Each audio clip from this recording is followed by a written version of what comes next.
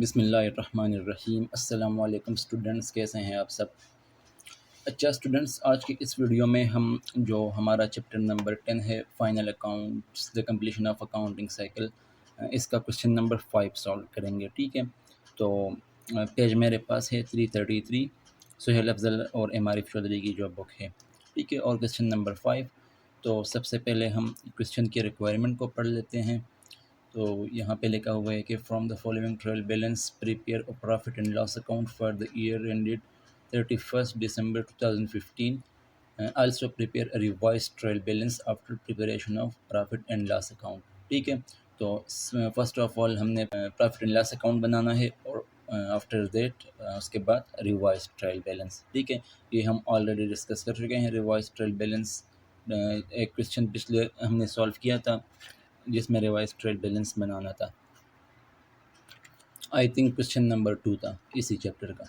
ठीक है, तो स्टार्ट करते हैं इस क्वेश्चन को।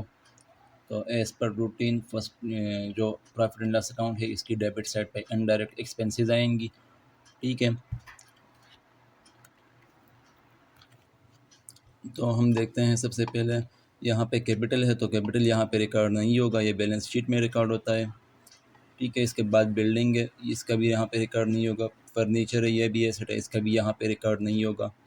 इसके बाद इन्वेस्टमेंट इन शेयर्स, ये भी एसेट है, इसका भी यहाँ पे रिकॉर्ड नहीं होगा। सन्ड्री डेटर्स है, एसेट है, इसका यहाँ पे रिकॉर्ड नहीं होगा। क्रेडिटर्स लायबिलिटी है, ये भी बैलेंस शीट में रिकॉर्ड होगी।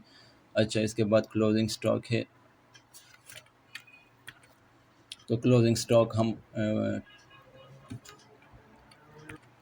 ट्रेडिंग अकाउंट में रिकॉर्ड करते हैं, इसलिए इसको यहाँ पे हम रिकॉर्ड नहीं करेंगे।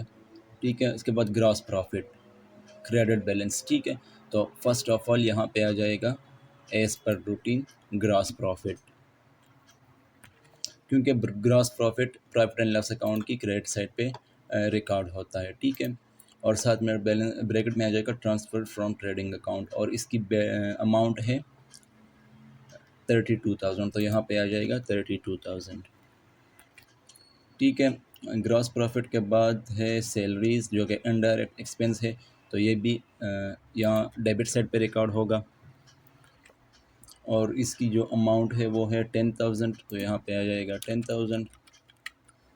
अच्छा, सैलरीज़ के बाद है इंश्योरेंस, जो कि इनडायरेक्ट एक्सपेंस है, तो ये भी यहाँ पे रिकॉर्ड होगा, और इसकी जो अमाउंट है वो है 2400, यहाँ पे 2400 आ जाएगा। अच्छा, इंश्योरेंस के बाद है प्रिंटिंग चार्जेस, ये भी इनडायरेक्ट एक्सपेंस है, तो ये भी इसका रिकॉर्ड भी यहाँ पे होगा, और इसकी जो अमाउंट है वो है 7,000, यहाँ पे 7,000 आ जाएगा। अच्छा, प्रिंटिंग चार्जेस के बाद एडवर्टीज़मेंट है, ये भी इनडायरेक्ट एक्सपेंस है, तो इसका रिकॉर्ड भी यहाँ पे होगा। अच्छा, एडवर्टाइजमेंट की अमाउंट है 8,000। अच्छा, एडवर्टाइजमेंट होता क्या है, जिस तरह हम देखते हैं कि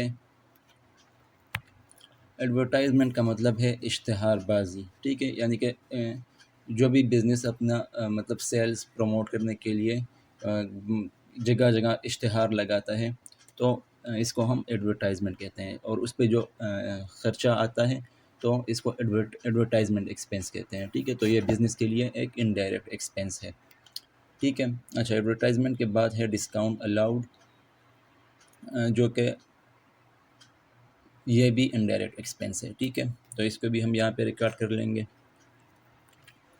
ठीक है, और इसकी जो अमाउंट है वो है 1200, तो यहाँ पे आ जाएगा 1200। अच्छा, डिस्काउंट अलाउड के बाद है डिस्काउंट रिसीव्ड, जो कि इनडायरेक्ट रेवेन्यू है, तो इसको हम प्रॉफिट एंड लॉस अकाउंट की क्रेडिट साइड पे रिकॉर्ड करेंगे। ठीक है, और इसकी अमाउंट है 1000, यहाँ पे आ जाएगा 1000। अच्छा, डिस्काउंट रिसीव्ड के बाद बैड डेट्स है, बैड डेट्स भी इनडायरेक्ट एक्सपेंस है, और ये हम ऑलरेडी डिस्कस कर चुके हैं कि ये क्या चीज़ है, तो ये भी यहाँ प्रॉफिट एंड लॉस अकाउंट की डेबिट साइड पे आ जाएगा, और इसकी अमाउंट है 500। ठीक है, तो यहाँ पे 500 आ जाएगा।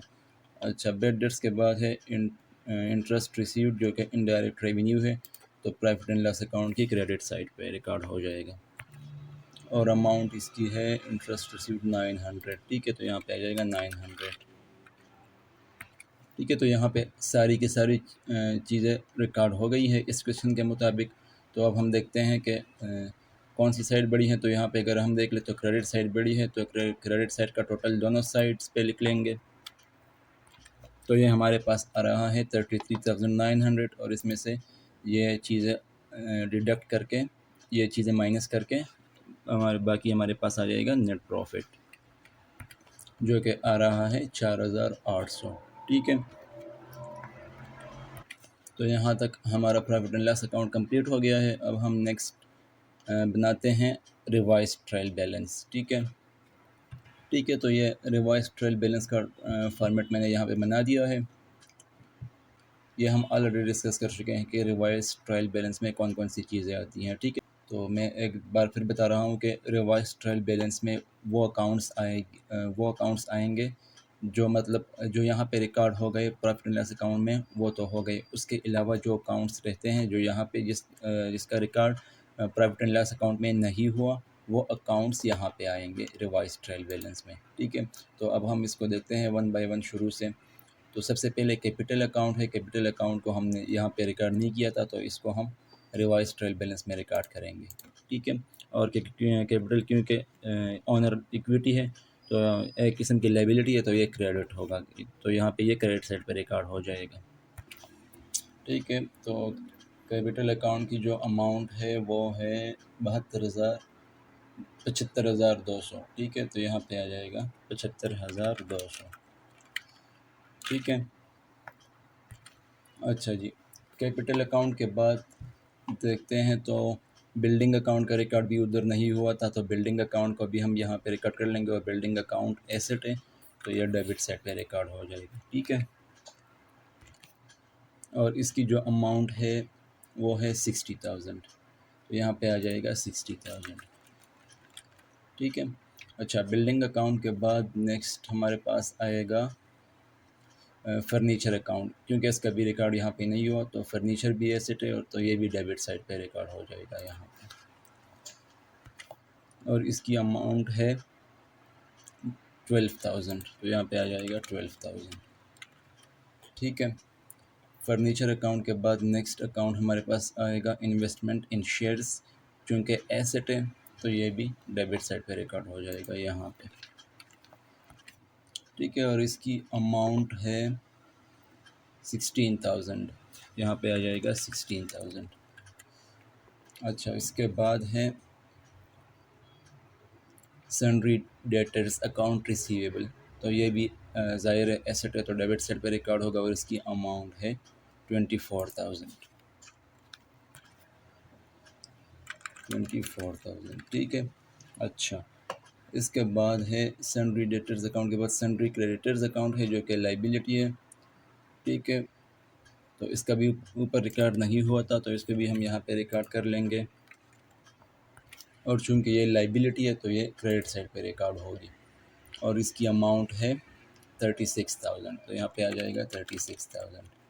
ठीक है, अच्छा, सन्ड्री क्रेडिटर्स के बाद क्लोजिंग स्टॉक है, चूँकि एसेट है, तो ये यहाँ पे डेबिट साइड पे रिकॉर्ड हो जाएगा रिवाइज ट्रायल बैलेंस की, और इसकी अमाउंट है 4,000। ठीक है, अच्छा, क्लोजिंग स्टॉक के बाद नेक्स्ट अकाउंट आएगा ग्रॉस प्रॉफिट, रिकॉर्ड हो चुका है, सैलरीज भी रिकॉर्ड हो चुका है, इंश्योरेंस भी हो गया है, प्रिंटिंग चार्जेस भी हो गया है, एडवर्टाइजमेंट भी हो गया है, डिस्काउंट अलाउड भी हो गया है, डिस्काउंट रिसीव्ड का रिकॉर्ड भी हो गया है, बैड डेट्स का रिकॉर्ड भी हो गया है, इंटरेस्ट रिसीव्ड का रिकॉर्ड भी यहाँ पे हो चुका है। ठीक है, तो अब सबसे सबसे एंड पे हम एक चीज़ रहती है, वो क्या है, नेट प्रॉफिट। ठीक है, तो नेट प्रॉफिट को हम रिकॉर्ड कर लेंगे यहाँ पे रिवाइज ट्रायल बैलेंस में, और चूँकि ये प्रॉफिट है, तो इसलिए इसको हम क्रेडिट साइड पे रिकॉर्ड करेंगे, और अमाउंट कितनी है, 4,800। ठीक है, तो अब हम रिवाइज ट्रायल बैलेंस की दोनों साइड का टोटल करके देखते हैं कि ये दोनों साइड्स आपस में इक्वल है या नहीं। जी स्टूडेंट्स, तो आप देख सकते हैं कि इस रिवाइज ट्रायल बैलेंस की दोनों साइड्स आपस में इक्वल है। ठीक है, तो यहाँ पर ही हमारा क्वेश्चन कंप्लीट हो गया है। ठीक है, तो इंशाल्लाह नेक्स्ट वीडियो में हम जो हमारा अगला क्वेश्चन है, क्वेश्चन नंबर 6, उसको सॉल्व करेंगे। तो अगर इस क्वेश्चन में आपको कहीं पे भी कंफ्यूजन है तो आप कमेंट में पूछ सकते हैं, मैं इंशाल्लाह जल्द आपको रिप्लाई करूँगा। और अगर आपको वीडियो अच्छी लगी हो तो वीडियो को लाइक ज़रूर कीजिए और चैनल को भी सब्सक्राइब करें और साथ में बेल आइकन को भी प्रेस कीजिए ताकि आने वाली हर नई वीडियो की अपडेट आपको आसानी से मिल सके। ठीक है स्टूडेंट्स, तो इंशाल्लाह मिलते हैं फिर नेक्स्ट वीडियो में। अल्लाह हाफिज़।